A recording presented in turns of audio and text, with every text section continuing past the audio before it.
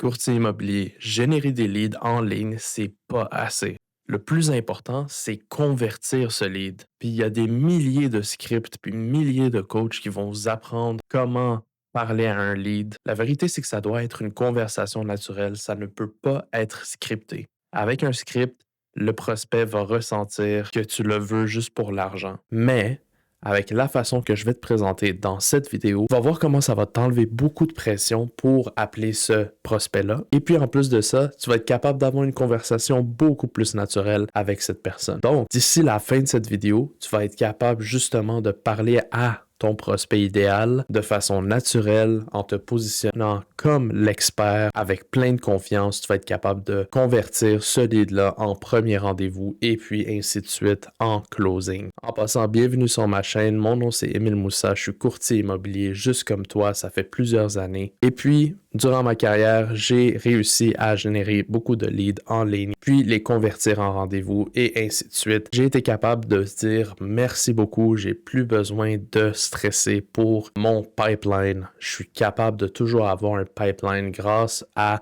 les Facebook Ads. Si tu es nouveau sur cette chaîne, en passant, moi j'ai une vidéo par rapport à Facebook Ads, comment tu peux la bâtir de A à Z pour générer des leads qualifiés comme que moi je fais, et plusieurs autres personnes dans notre groupe à succès le fait aussi. Si tu aimes ce type de contenu-là, je t'invite à t'abonner sur ma chaîne, fais-moi un petit like, puis laisse-moi savoir en commentaire que tu es nouveau dans la chaîne, ça va faire plaisir de connecter avec toi. Donc maintenant, on parle de génération de leads puis de conversion. La chose qu'il faut très faire attention, c'est quand tu reçois le lead, c'est dans combien de temps est-ce que tu décides de l'appeler? Parce qu'il y a quelque chose qu'on dit, c'est speed to lead. Il faut que tu appelles ton lead le plus vite possible dès que tu le reçois. Un lead, dis-toi, il aura vu ton annonce, il aura cliqué en savoir plus, il aura rempli le formulaire, il aura envoyé ses coordonnées, puis après ça, il est en mode attente.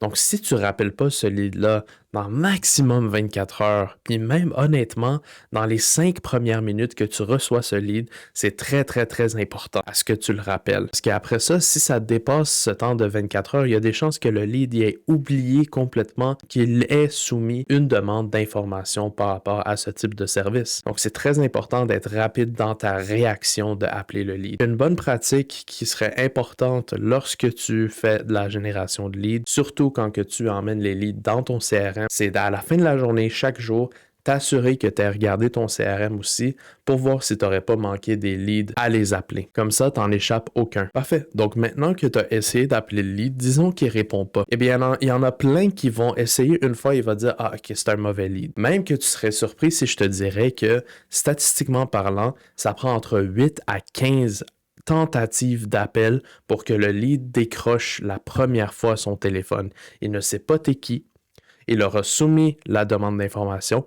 Des fois, ton numéro de téléphone n'y apparaît pas avec ton nom.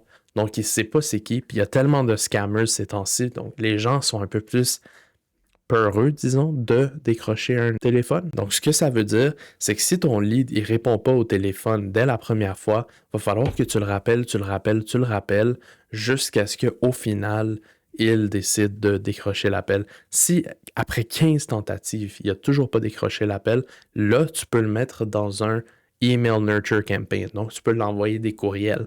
OK? Ça, c'est une autre chose. Il y en a plein qui laisse tomber après les appels. Non, envoie des courriels, envoie des SMS. Suivi, c'est ça l'important. Et puis les suivis doivent toujours venir avec de la valeur dès le départ. Donc chaque fois que tu vas contacter ton prospect, assure-toi que tu mènes avec de la valeur en premier. Si tu fais juste l'appeler pour lui dire « Hey, je fais juste suivi avec toi », ben clairement que t'es juste, tu sais, le lead il va savoir comme quoi que tu le veux pour de l'argent dans le fond. Donc ça, c'est très important. Comment tu approches ton lead, ça va faire toute la différence. Prochaine astuce, c'est lorsque tu parles avec ton lead, assure-toi d'avoir un sourire sur ta face. Pourquoi? Parce que quand tu parles avec un sourire, les gens ressentent que tu es heureux de leur parler, tu as une bonne énergie, attrayante. Juste cette petite astuce-là peut faire le changement d'un flow de conversation. Si tu appelles ce lead-là, puis il semble comme quoi que il n'est pas content que tu l'appelles, avec un sourire, tu peux facilement lui montrer comme quoi que c'est pas son attitude qui va changer ton émotion. Tu es dissocié émotionnellement de l'attitude de l'autre personne. Puis ça, ce que ça veut dire, c'est que ça émane la confiance sur ta propre valeur. Prochain point important, c'est comment est-ce que tu commences l'appel. Quand la personne dit allô, qu'est-ce que tu dis? Est-ce que tu dis bonjour, mon nom c'est Émile Moussa de EXP Agence immobilière, courtier immobilier résidentiel? Non, les gens ils vont raccrocher directement, les gens ils s'en foutent complètement. T'es qui en passant? Même que les meilleurs vendeurs dans le monde entier, ils savent de commencer avec quelque chose valorisant pour l'autre personne. Ça n'a pas rapport avec qui tu es. La personne même va arrêter de se demander t'es qui quand que tu vas aller direct au point. Salut Marc, il va dire oui. Après ça, tu lui dis salut Marc, je viens d'avoir l'opportunité de te rejoindre. Je vois que tu regardes des propriétés à Laval. Mais j'étais curieux, c'est quoi exactement de ces propriétés qui t'intéressent? Boum! Ça, si tu le rappelles rapidement, il va se rappeler justement qu'il vient de soumettre une demande d'information pour des propriétés à Laval. Fait que toi, en l'ayant appelé rapidement, tu vas dire ah ok, bon ben il m'a fait un suivi. Puis vu que tu le dis avec un sourire, ben t'es content de lui parler. Puis la personne va déjà être là, plus prête à répondre positivement. Fait que si vous avez remarqué, moi, j'ai commencé l'appel avec une question ouverte. Puis la réalité, c'est que les questions, ils doivent rester ouvertes parce que c'est pas à propos de comment toi, tu vas parler avec la personne, essayer de les convaincre. Non, il faut que tu permettes à travers tes questions pertinentes à ce que l'autre personne dise « Ah, j'ai besoin de... » Émile, ou j'ai besoin de tel courtier. La façon que tu vas faire ça, c'est en posant les questions très, très, très pertinentes pour qu'à la fin, la personne, tranquillement, pas vite, fasse la propre conclusion comme quoi qu'il a besoin d'un rendez-vous avec toi. C'est pas toi qui vas aller directement dire « Viens-t'en, on va prendre un rendez-vous ». Si tu fais ça, tu vas le faire peur, puis il va pas vouloir passer à l'action avec toi. Puis ça, c'est un gros red flag. Tu veux pas ça. Donc, très important, en tant que consultant, tu dois vraiment, vraiment, vraiment essayer de comprendre c'est quoi les besoins de ton client. Tu sais, quand tu vas lui dire, je viens d'avoir l'opportunité de te parler, je vois que tu regardes pour des propriétés à Laval, mais je me demandais c'est quoi qui t'a intéressé justement des propriétés à Laval. Là, il va dire, ah, mais c'est parce que justement, il faut absolument que je déménage, mes enfants, ils vont changer d'école, puis ça va être à Laval, ou moi, je suis en changement d'emploi, je vais aller habiter à Laval. Ah, parfait. Donc là, tu sais c'est quoi leur pourquoi. Donc, il veut changer soit pour ses enfants, soit pour lui-même, sa carrière, les affaires comme ça. Fait que quand tu as posé une question ouverte, tu vas avoir plus d'informations de leur part. Puis suite à ça, c'est que tu joues sur chaque information qu'ils te donnent en posant une question encore plus pertinente pour qu'eux, ils expliquent un peu plus. Puis où est-ce que toi, tu viens pour rajouter plus de valeur?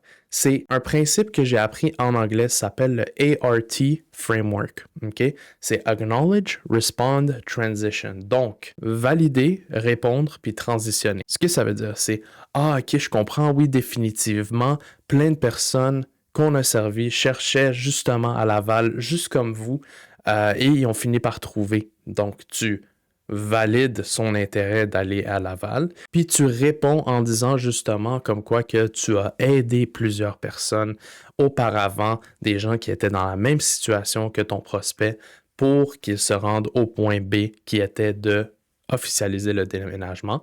Et après ça, tu fais une transition, tu dis, mais je suis curieux, juste pour que je puisse t'aider un peu plus. Et après ça, tu poses une autre question ouverte qui va guider la conversation encore plus. Puis qu'est-ce qui est très, très, très powerful de ce principe-là? C'est que quand tu réponds entre la transition puis la validation, c'est là où est-ce que tu es capable de rajouter un peu plus ta touche d'expert courtier immobilier. Puis ta transition va être très importante.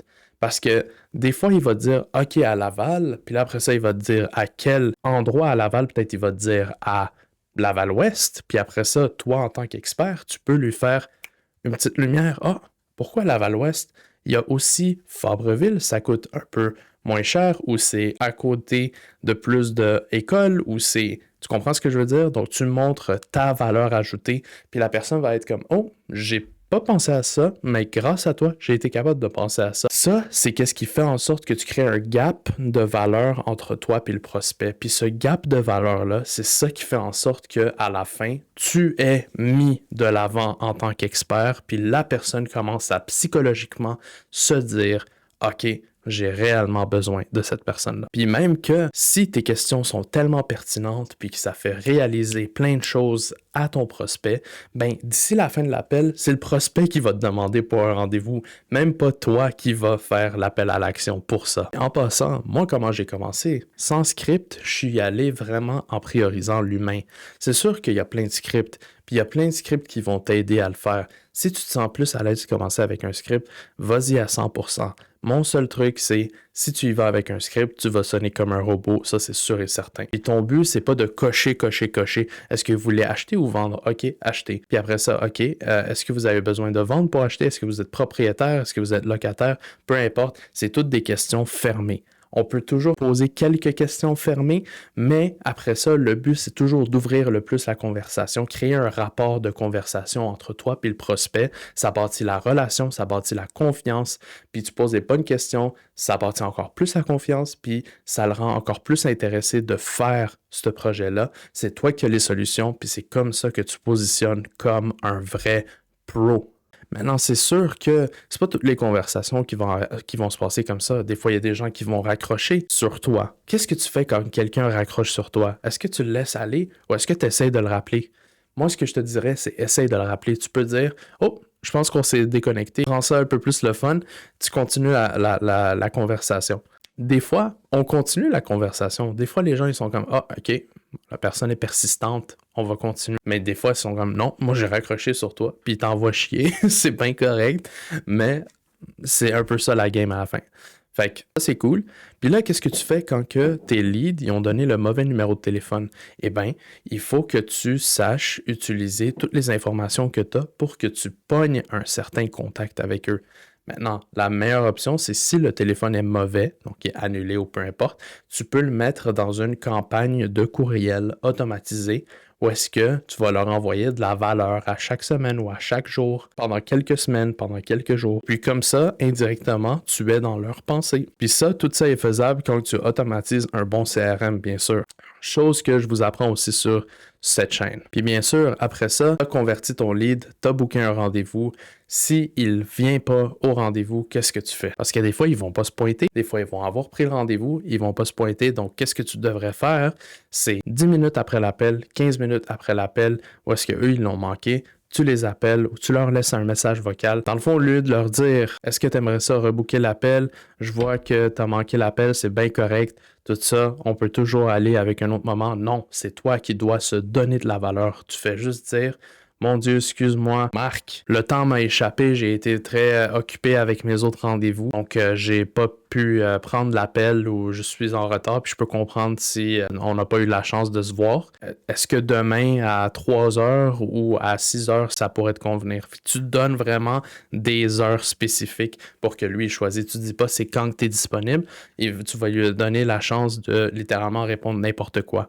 Fait que si tu y vas avec des choix, puis en plus, tu t'es valorisé dès le début en disant que c'est toi qui étais occupé, puis c'est toi qui as manqué l'appel, malgré que c'était pas le cas, ben la personne va se dire « Ah, j'ai une porte de sortie, je peux actually aller rebooker un rendez-vous sans que le blâme soit sur moi. » Donc, c'était pas mal tout pour cette vidéo. J'espère que tu as apprécié. Laisse-moi savoir en commentaire comment est-ce que toi, tu fais pour convertir tes leads. Ça me ferait plaisir qu'on en parle. Laisse-moi aussi savoir en commentaire quel type de vidéo que tu aimerais ça avoir. Laisse-moi une mention j'aime si tu as aimé la vidéo. Puis abonne-toi si tu es nouveau sur la chaîne, il y a plus de contenu qui s'en vient pour toi. Donc, je te remercie beaucoup d'avoir écouté jusqu'à la fin et sur ce, je te dis à la prochaine.